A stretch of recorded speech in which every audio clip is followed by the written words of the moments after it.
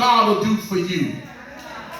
So he said that this thing called pardon, he said it's going to require, he said and it's a tough thing for church folk. He said, let the wicked forsake his way. Come on, somebody. He said, let the wicked, it's hard for church folk to accept that even after you got saved, you still dealing with wickedness. That even after you didn't pray, he told Cain like this. He said, if you don't get your flesh under control, he said, you got sin crouching at your door. Paul went on to say, even when I want to do good, evil is right there present. So yeah, I'm saved, but I still wrestle with some wickedness every now and then. He said that you got to forsake that. Boy, that's a hard pill to swallow. That you with your holy self still got some wickedness you got to forsake. That you with your deeply profound God-loving self, you still, so what did he say? He said you got to forsake your wickedness. And then he says the unrighteous, he said you got to forsake your thoughts. Because you're measuring you by what you do when God is evaluating you by what you think. I wish I had somebody get real in here.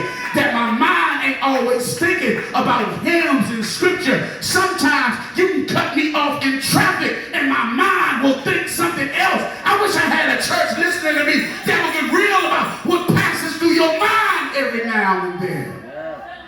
Boy, you got all you need is the right memory.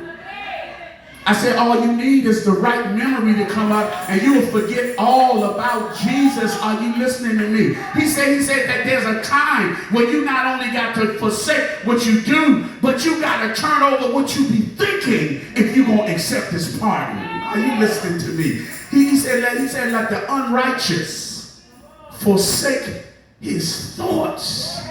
Boy, that's a deep thing, man. That is a deep thing because your thoughts oftentimes are generated from your heart.